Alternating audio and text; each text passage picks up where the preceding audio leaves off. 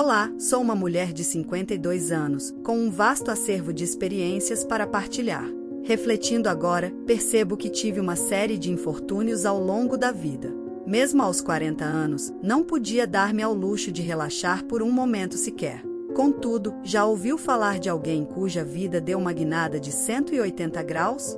Inicialmente, considerei isso um exagero, mas algo verdadeiramente milagroso ocorreu comigo. Estou agora vivendo uma realidade completamente diferente. A expressão "a vida é imprevisível" mostra-se verdadeira. Nasci como a primogênita de uma família comum, porém problemática. Desde o momento em que vim ao mundo, não fui bem recebida por não ser um menino. Minha mãe, também vítima de tratamento negativo por ter dado à luz uma menina, acabou por descontar em mim. Um ano após o meu nascimento, quando meu irmão veio ao mundo, ela começou a me tratar injustamente. O aspecto mais isolador dessa situação foi o fato de crescer sem perceber que estava sendo discriminada em relação a ele. Aceitei os abusos, acreditando que deveria renunciar a qualquer coisa boa em prol do meu irmão mais novo, inclusive roupas, comida e até mesmo um cobertor para dormir no rigoroso inverno. Enquanto ele desfrutava de uma cama macia e confortável com cobertores de qualidade, eu me contentava com um colchão barato e cobertores velhos e rasgados. Quando ele começou a frequentar uma respeitável escola particular, nem sequer podia aspirar a frequentar uma escola técnica. Resentei-me profundamente com isso e, de fato, odiava minha família. Ansiava desesperadamente por frequentar a escola e implorei persistentemente ao meu pai que me permitisse. No entanto, pela primeira vez na vida, fui teimosa. Afinal, por que não enviar uma menina para o ensino médio? Afinal, não éramos uma família abastada? Por que acrescentar mais problemas insistindo que eu frequentasse o ensino médio, como nos velhos tempos? Não era suficiente ter sido enviada apenas até o ensino fundamental? Deveria ter sido grata aos meus pais pelo resto da vida, mas como ousava querer mais? Eu não escolhi nascer e achava inacreditável que um pai pudesse dizer tais coisas à sua filha. Além disso, sentia-me injustiçada em ter que retribuir quando nada me fora dado de bom grado. Mas não tinha outra alternativa senão desistir do ensino médio por causa dos sermões do meu pai. Acabei conseguindo um emprego em uma fábrica têxtil aos 16 anos, trabalhando durante o dia e estudando à noite em segredo da minha família. Queria fazer o exame de equivalência ao ensino médio para obter o certificado, mas não compreendia por que tinha que estudar secretamente, como se isso fosse um crime. Ainda sinto a dor sempre que reflito sobre esse período. 3 anos depois, completei 19 anos e, ao mesmo tempo, passei no exame de equivalência ao ensino médio. Pensei que finalmente poderia estudar em breve, mas só conseguia fazê-lo após o trabalho, sem a ajuda de ninguém. Foi muito difícil, mas acredito que tenha sido a primeira vez que senti que poderia fazer as coisas por conta própria. A partir desse momento, comecei a mudar gradualmente.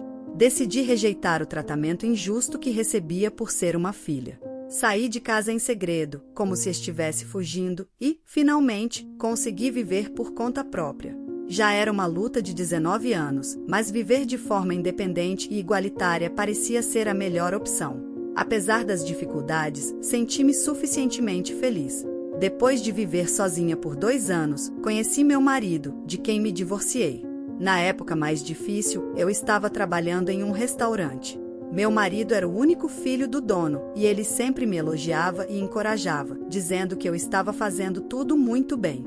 Foi a primeira vez que alguém me elogiou, então acabei me apaixonando por ele.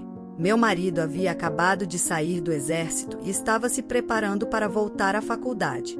Ele me pediu em namoro, e não passou nem um ano desde que começamos a namorar quando decidimos nos casar sem festa e começamos a morar juntos no meu estúdio. Quando meu chefe, o dono do restaurante, descobriu, ficou chocado e furioso, criando um grande tumulto. Sentindo pena de mim, aceitou-me e ofereceu-me um emprego, mas minha sogra não ficou satisfeita. Ela me acusou de seduzir seu filho e destruir a família. Argumentei que não tinha sido eu quem seduzira seu filho, e sim ele quem me escolhera. Decidimos viver juntos por amor e não por interesse. No entanto, minha sogra não desistiu. Mesmo após um incidente em que ela descobriu que estava grávida, ela continuou a me acusar de arruinar sua família. Meu marido, no entanto, permaneceu ao meu lado e afirmou que o bebê era seu filho. Assim começou meu casamento indesejado, mas apesar de todas as dificuldades, decidi seguir em frente. Eu disse a ele que estava tudo bem, que estava contente assim, mas, embora fosse honesta, também era uma falsidade. Em troca da aprovação do nosso casamento por parte de sua mãe, fui obrigada a mudar para a casa dela. Mesmo estando grávida, sua mãe me fez trabalhar ainda mais, exigindo que eu me dedicasse tanto às tarefas domésticas quanto ao restaurante. Ela sempre me repreendia, perguntando como alguém que seduzia o meu filho ousava reclamar da dificuldade do trabalho. Tive que suportar tempos difíceis, tanto física quanto mentalmente, e me perguntava por que nada na minha vida era tão simples. Muitas vezes, chorava em silêncio, mas conseguia seguir em frente porque tinha meu marido ao meu lado, segurando minha mão calorosamente. Assim, vivi assim por mais de 5 anos, dedicando meus melhores anos à criação da minha filha, às tarefas domésticas e ao trabalho no restaurante da minha sogra. Então, um dia, minha sogra perdeu tudo para um vigarista. Fiquei preocupada com o que fazer diante dessa situação desesperadora, enquanto minha sogra expressava sua raiva e frustração. Mesmo assim, tentei acalmar a situação, sugerindo que poderíamos alugar um quarto em algum lugar, utilizando o dinheiro que havia economizado. Porém, ela ficou irritada e desabafou sobre como tudo aquilo era culpa minha. Mesmo assim, alugamos um apartamento no subsolo com 2 quartos. Enquanto minha sogra ficava doente e meu marido trabalhava em 2 empregos para sustentar a família, eu também comecei a fazer trabalhos freelance em casa. Essa foi a minha vida difícil por mais de 10 anos. Meu marido e eu tínhamos que nos concentrar em ganhar dinheiro, e o amor que sentíamos um pelo outro há muito tempo havia desaparecido. No entanto, eu estava disposta a suportar tudo se isso significasse criar minha filha com dignidade. Não queria que ela sofresse como eu, então, se ela quisesse algo, eu faria o possível para conseguir, mesmo que isso significasse passar por privações. No entanto, minha sogra não apreciava meus esforços e questionava por que eu gastava tanto dinheiro com minha filha em vez de priorizar meu marido. Ela não conseguia entender que meu marido estava sofrendo para sustentar a família. Apesar das críticas constantes, eu me mantive firme. Eventualmente, meu padrão de vida melhorou após o divórcio, mas meu relacionamento com meu marido se deteriorou ainda mais. Ele continuava saindo com clientes e frequentando lugares duvidosos, justificando como parte do trabalho. Suas palavras ásperas e seu desrespeito me magoavam profundamente, mas eu ainda tinha que lutar para manter minha dignidade. Cada vez que eu expressava minha preocupação, ele reagia com raiva, minimizando minhas queixas e menosprezando minha aparência. Sentia-me desolada e humilhada, mas ainda assim, naquela noite, ele ligou bêbado, exigindo que eu levasse um contrato importante que havia esquecido em casa para o trabalho dele em questão de minutos. Mesmo despreparada e vestida de forma desleixada, corri para atender ao seu pedido, apenas para ser recebida com o olhar de reprovação no rosto dele quando cheguei. Uma pessoa se aproximou do meu marido e disse: "Arthur, o que você está fazendo aqui? Você não disse que tinha um contrato importante para assinar com o presidente daquela empresa? Já chegou?" Meu marido respondeu: "Sim, eu sei. Estarei lá em breve. Vou buscar o contrato." Então, essa pessoa apontou para mim e disse: "Oh, você deve tê-lo deixado em casa, não é?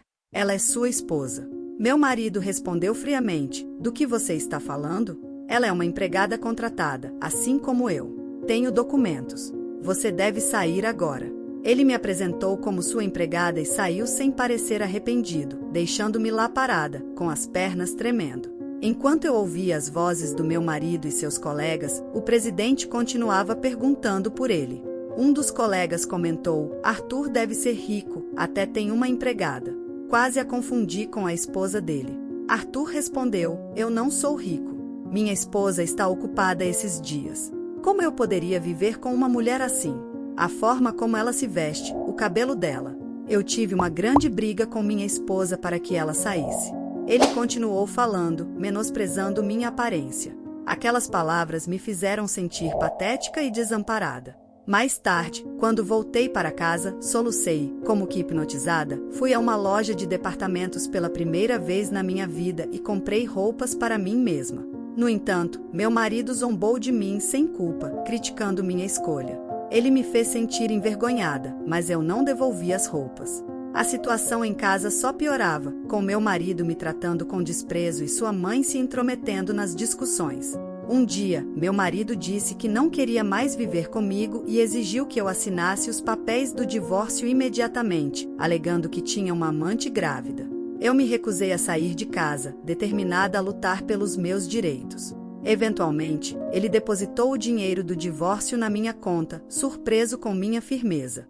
Foi então que percebi que, quando precisamos lutar, devemos permanecer firmes em nossas convicções. Agora ele estava surpreso com minha firmeza, pois não esperava que eu me recusasse a assinar os papéis do divórcio sem receber minha parte do dinheiro. Foi nesse momento que percebi que, quando precisamos lutar por nossos direitos, devemos permanecer firmes em nossas convicções.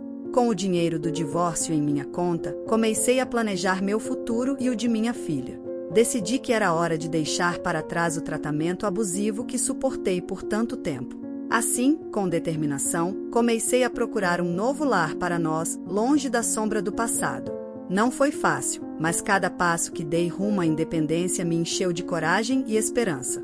Finalmente, encontramos um lugar onde poderíamos recomeçar. Um lugar onde minha filha e eu pudéssemos ser nós mesmas, sem o peso das expectativas injustas e dos julgamentos cruéis. E assim, aos poucos, começamos a reconstruir nossas vidas. A cada dia, descobríamos a liberdade e a felicidade que havíamos perdido por tanto tempo.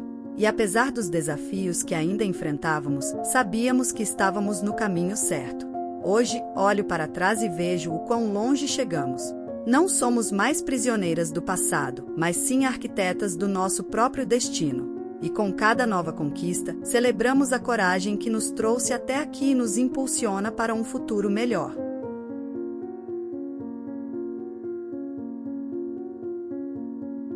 Assim se desenrolou meu divórcio. Mesmo que nosso casamento não fosse sólido, eu me senti vazia após a separação. Enfrentei um período desafiador após os trâmites do divórcio. No entanto, eu precisava trabalhar para sustentar minha filha, que se preparava para ingressar na faculdade. Dada minha falta de experiência profissional, encontrar emprego estava sendo uma tarefa árdua. Foi então que vi um anúncio procurando uma governanta. Apesar de ter traumas relacionados a esse tipo de trabalho, já havia sido governanta antes, além de dar aulas particulares para minha filha. Decidi deixar de lado meus sentimentos negativos e me dirigi a uma agência de empregos. Nos próximos 6 meses, trabalhei como governanta temporária ou diarista, ganhando reconhecimento por minha eficiência. Nesse ínterim, o presidente da agência me fez uma oferta especial. Ele me informou sobre um cliente exigente que precisava de uma governanta permanente. Apesar de hesitar em recomendar algo assim para um iniciante, ele reconheceu minha habilidade e propôs triplicar meu salário atual. Com as despesas vindas do meu ex-marido em pensão alimentícia e com minha filha prestes a entrar na faculdade, eu estava precisando desse aumento. Decidi aceitar a oferta, mesmo que significasse enfrentar um cliente exigente. No início, fiquei surpresa ao descobrir que a casa estava impecavelmente limpa, como um hotel de luxo. Sem muitas tarefas aparentes, criei trabalho extra para justificar o pagamento. No entanto, logo percebi que meu cliente não reclamava do excesso de zelo. Comecei a me comunicar com ele por bilhetes, já que raramente nos encontrávamos. Essa forma de interação levou a uma gradual aproximação. Descobri que o dia especial marcado no calendário era para sua mãe, não para sua esposa, como eu havia presumido. Nosso relacionamento evoluiu de uma simples transação profissional para algo mais pessoal. Um dia, ele confessou seus sentimentos por mim e expressou o desejo de me ter como parte de sua família. Eu estava relutante no início, receosa de me machucar novamente, mas acabei concordando em conhecê-lo melhor. Nossa relação se desenvolveu e ele eventualmente propôs casamento. Pela primeira vez, tive a oportunidade de escolher um vestido de noiva e planejar uma cerimônia. No entanto, enquanto aguardava no hotel para encontrá-lo, dei de cara com um rosto do passado que preferia evitar. Meu ex-marido estava presente no hotel, o que era inesperado. Ele questionou minha presença ali, argumentando que o ambiente não combinava comigo. Fiquei perplexa ao ver que até mesmo tinha aplicado maquiagem, algo incomum para mim. Ele acusou-me de estar maquiada apenas para chamar sua atenção, insinuando que eu estaria aproveitando-me de alguém rico. Comentou sobre meu futuro casamento e até mesmo sugeriu que eu verificasse se o bebê de minha nova esposa realmente era dele. Essa conversa foi abruptamente interrompida pela chegada de meu futuro marido. Meu ex-marido demonstrou desconforto com a presença dele e rapidamente tentou desviar a atenção para assuntos de negócios. Meu futuro marido pediu desculpas pela inconveniência, enquanto meu ex-marido advertiu sobre não se aproximar mais de sua esposa. Após esse episódio, meu futuro marido explicou como descobriu sobre meu ex-marido e sua tentativa de interferir em nosso relacionamento. Decidimos seguir em frente e nos casamos. Minha filha e eu nos mudamos para a casa de meu novo marido, enquanto meu ex-marido expressou o desejo de ter a custódia de nossa filha, que já era adulta e capaz de fazer suas próprias escolhas. Atualmente, desfruto de uma vida feliz e realizada ao lado de meu marido. Agradeço todos os dias por ter encontrado alguém tão gentil e amoroso. Apesar dos desafios do passado, agora me considero uma pessoa de sorte e espero continuar vivendo em paz e harmonia ao lado de meu esposo, com saúde e felicidade constantes. Se você ama uma boa história de superação e felicidade, este é o lugar certo. Inscreva-se, deixe seu like e faça parte desta jornada conosco. E não se esqueça de me dizer de qual cidade você me assiste. Um grande abraço e até a próxima!